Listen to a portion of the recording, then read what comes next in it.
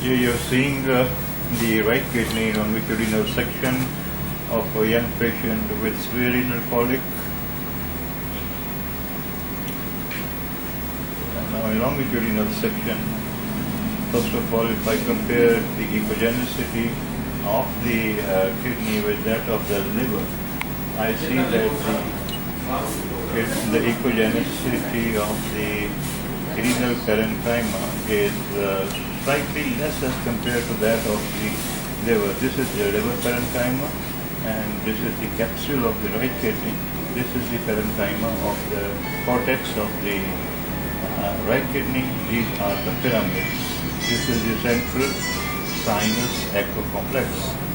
Now, in fact, the liver is fatty. Because the liver is fatty, that's why we are seeing the echogenicity of the parenchyma less compared to that of the liver. However,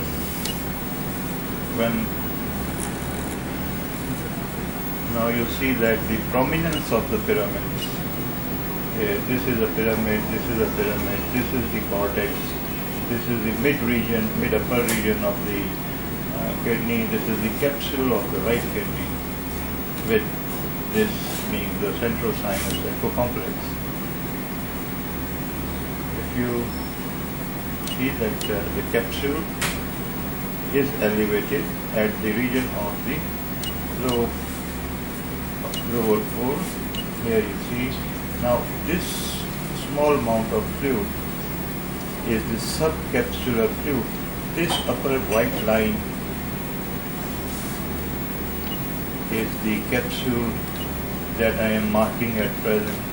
This is the capsule of the kidney, whereas this is the cortex of the kidney that I am encircling now.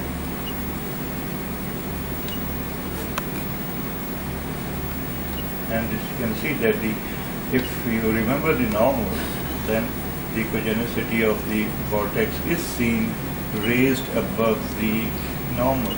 Now this small amount of fluid is below the capsule of the right kidney at the upper pole, and this is the cortex, though normal in thickness, but echogenicity is raised all over of all the right kidney's cortex, and the pyramids are prominent.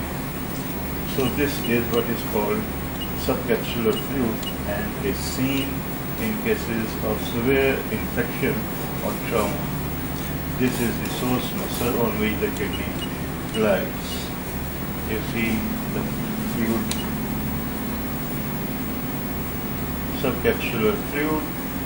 I'm going to magnify to make it more clear for you.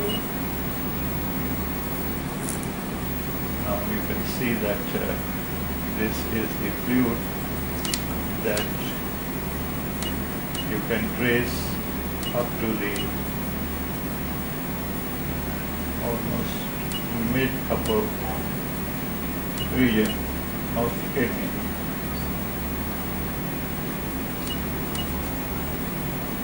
This is the subcapsular, this is the cortex. See, its echogenicity is raised, globally raised. See that pyramids are prominent, and this black line is the fluid. This black line is the fluid which is below the capsule of the kidney, upper pole of the kidney, extending up to the mid-upper region of the right kidney. So this is what is called subcapsular fluid collection in the right kidney because of infection. This is usually seen in infection. This is a magnified view in which you are seeing the kidney parenchyma having normal. Now this is the normal thickness. This is the proximal ureter. This is the ureter,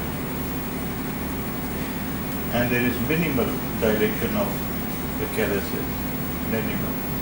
This is the pelvis of the kidney, and this tubular structure is the proximal ureter, which is not dilated. 3.6 up to up to 7 millimeter is considered to be normal, within normal.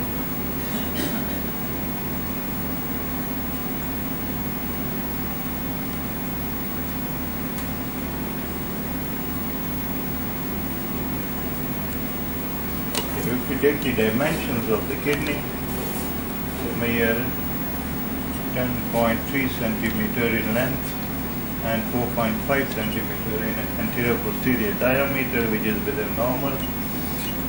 This is the fluid at the lower pole of the right kidney. This is the cortex. Echogenicity is raised. The pyramids are prominent. Central sinus echo complex shows minimal hydronephrosis in this patient, and this is the liver. The liver is fatty, and that's the reason why we are seeing the normalcy, in a sense, that the parenchyma of the kidney appears to be less echogenic compared to that of the liver. Now let's see what is the status of the left kidney. मेरे forward hand.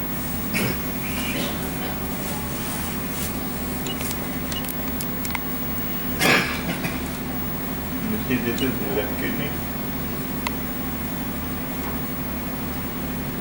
And just compare the echogenicity of the two kidneys.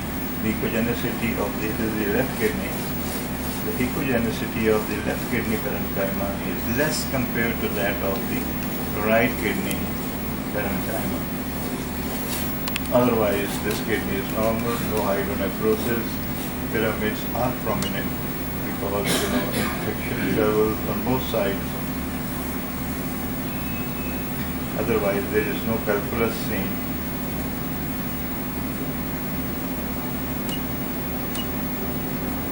And there is no focal lesion as well. So this is a case of established case of UTI, no history of trauma.